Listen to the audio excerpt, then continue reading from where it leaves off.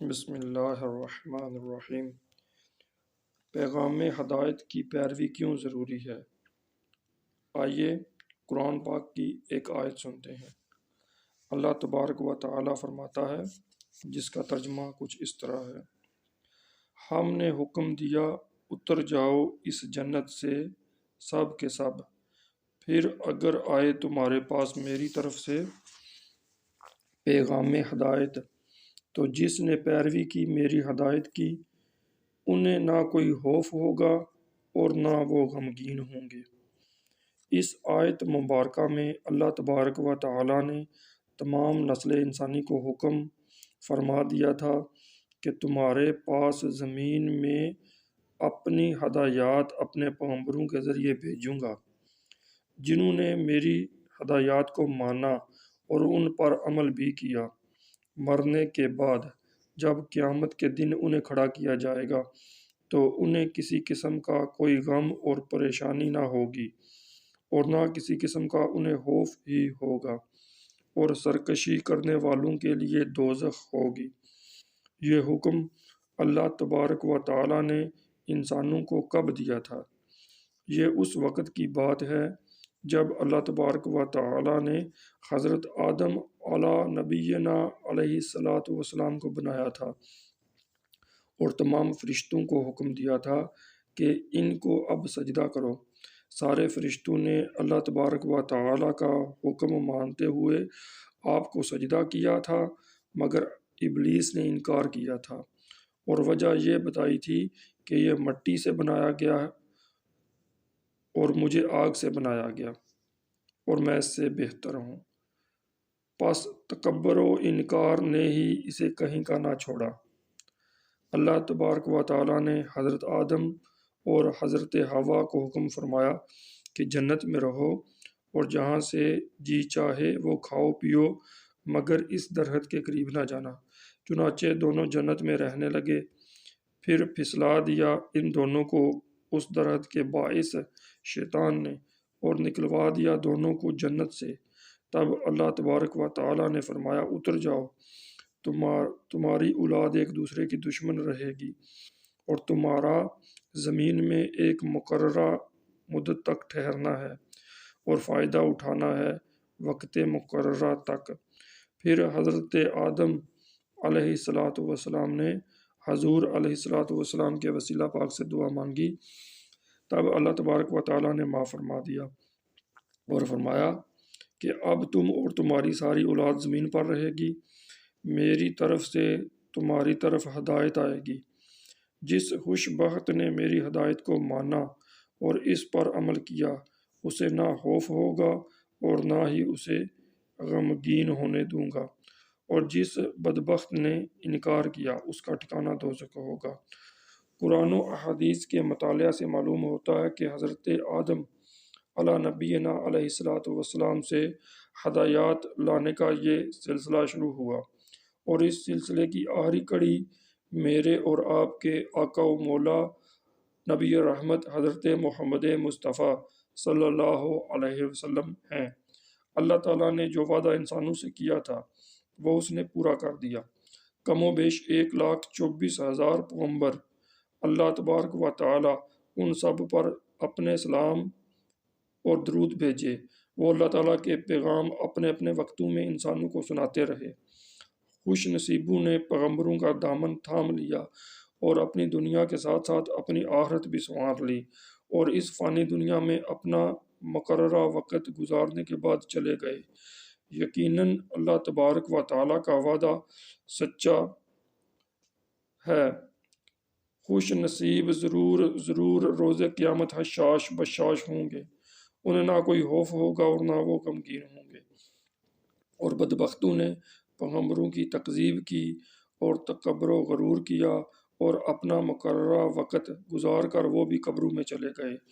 یقیناً ان کو بھی اپنے کرموں کا پھل ضرور ملے گا۔ میرے دوستو، آپ نے آیت کریمہ کا یہ حصہ سنا کہ پھر اگر میری طرف سے ہدایت آئے۔ ہدایت سے مراد احکامات خدا ہیں۔ تورات ہدایت تھی، زبور و انجیل ہدایت تھیں، اور قرآن بھی ہدایت ہے۔ ہمارے پاس رب تعالیٰ نے اپنے وعدے کے مطابق کون سی ہدایت بھیجی؟ ہمارے پاس قرآن آیا، قرآنی احکامات ہی خدائی ہدایات ہیں، اور حضور صلی اللہ علیہ وسلم کے فرمان مقدس بھی خدائی ہدایات ہیں کہ وہ صلی اللہ علیہ وسلم اپنی مرضی سے نہیں بولتے بلکہ مرضی خدا سے بولتے ہیں۔ یعنی ہمارے پاس اللہ تعالیٰ کی ہدایت قرآن و حدیث کی شکل میں موجود ہے۔ آئیں اب غور و فکر کریں اور سوچیں، کیا ہم اللہ تبارک و تعالیٰ کی ہدایات کو حق مان کر ان پر عمل پیرا ہو گئے ہیں؟ اور اللہ تعالیٰ کا یہ فرمان، اور اب تمہارا زمین میں ٹھکانہ ہے اور فائدہ اٹھانا ہے مقررہ مدت تک، کیا ہم یہ جان چکنے کے بعد کہ ہمارا ٹھکانہ یہاں عارضی ہے، کیا ہم وقت مقررہ میں آخرت کی تیاری کر رہے ہیں؟ افسوس، صد افسوس، ہمارا جواب صفر ہے۔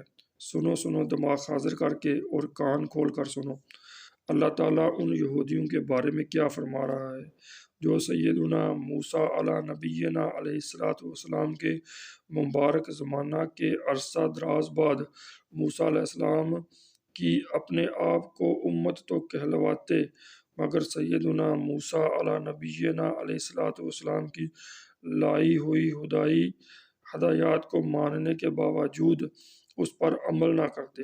سورہ جمعہ میں ارشاد ہوتا ہے، جس کا ترجمہ کچھ اس طرح ہے، بسم اللہ الرحمن الرحیم، ان لوگوں کی مثال جنہیں تورات کا حامل بنایا گیا، پھر انہوں نے اس کا بوجھ نہ اٹھایا، اس گدھے سی ہے جس نے بھاری کتابیں اٹھا رکھی ہوں۔ اس آیت میں عبرت کا سمندر ٹھاٹھے مار رہا ہے، ہمیں دعوت فکر دے رہا ہے۔ میرے دوستو، ذرا دھڑکتے دل پر ہاتھ رکھیں اور مجھے بتائیں، کیا ہم مسلمان نہیں؟ کیا ہمیں قرآن کا حامل نہیں بنایا گیا؟ کیا ایک لمبا عرصہ گزرنے کے بعد ہمارے دل غفلت کی میٹھی نیند نہیں سو گئے؟ اللہ تعالیٰ کا حکم ہے نماز پڑھو، جماعت سے پڑھو، اور گھر والوں کو بھی نماز کا حکم دو۔ کیا ہم عمل کر پا رہے ہیں؟ ہمارے پاس کوئی جواب نہیں۔ خدا را آؤ آج کچھ لے کر اٹھیں۔ اشاہ امام احمد رضا خان فاضل بریلوی رحمۃ اللہ تعالیٰ علیہ نے خوب فرمایا ہے، اور شاید ہم نکموں اور بے شرموں کے لیے ہی فرمایا ہے کہ انہیں کچھ شرم آئے اور یہ سیدھی راہ پر آئیں۔ آپ رحمۃ اللہ تعالیٰ علیہ فرماتے ہیں، خوف خدا شرم نبی، یہ بھی نہیں وہ بھی نہیں۔ خوف خدا شرم نبی، یہ بھی نہیں وہ بھی نہیں۔ ہم کب تک خواب خرگوش کے مزے لیتے رہیں گے؟ ہم کب تک اپنے نفسوں کے پجاری بنے رہیں گے؟ اللہ تبارک و تعالی سورۃ المتغابن میں فرماتا ہے، اے ایمان والو، تمہیں غافل نہ کر دیں تمہارے اموال اور نہ تمہاری اولاد اللہ کے ذکر سے، اور جنہوں نے ایسا کیا تو وہی لوگ گھاٹے میں ہوں گے۔ اور خرچ کر لو اس رزق سے جو ہم نے تم کو دیا ہے، اس سے بیشتر کہ آ جائے تم میں سے کسی کے پاس موت، تو اس وقت وہ یہ کہنے لگے کہ اے میرے رب، تو نے مجھے تھوڑی مدت کے لیے کیوں مہلت نہ دی تاکہ میں صدقہ و خیرات کر لیتا اور نیکیوں میں شامل ہو جاتا۔ اور اللہ تعالیٰ مہلت نہیں دیا کرتا کسی شخص کو جب اس کی موت کا وقت آ جائے، اور اللہ تعالیٰ خوب جانتا ہے جو تم کرتے ہو۔ دوستو، آئیں عہد کر لیں، ہم اپنے قیمتی لمحات ضائع و برباد نہیں کریں گے، بغیر سستی کے نماز باجماعت پڑھیں گے، اور جن جن کاموں سے اللہ تبارک و تعالی اور اس کے رسول صلی اللہ علیہ وسلم نے روکا ہے ان سے رک جائیں گے، اور جن کے کرنے کا حکم دیا ہے وہ کریں گے۔ آخر میں ایمان کی تازگی اور سستی کو دور کرنے کے لیے پھر اسی آیت کا ترجمہ دہراتا ہوں، بسم اللہ الرحمن الرحیم۔ ہم نے حکم دیا اتر جاؤ اس جنت سے سب کے سب، پھر اگر آئے تمہارے پاس میری طرف سے پیغام ہدایت تو جس نے پیروی کی میری ہدایت کی انہیں نہ کوئی خوف ہوگا اور نہ وہ غمگین ہوں گے۔ اللہ تبارک و تعالیٰ سے دعا ہے کہ اللہ تعالیٰ ہمیں 5 وقت با جماعت نماز ادا کرنے کی توفیق عطا فرمائے، اپنی محبت عطا فرمائے، اپنے محبوب صلی اللہ علیہ وسلم کی محبت عطا فرمائے اور اپنے محبوب صلی اللہ علیہ وسلم کے ساتھ محبت کرنے والوں کی محبت عطا فرمائے۔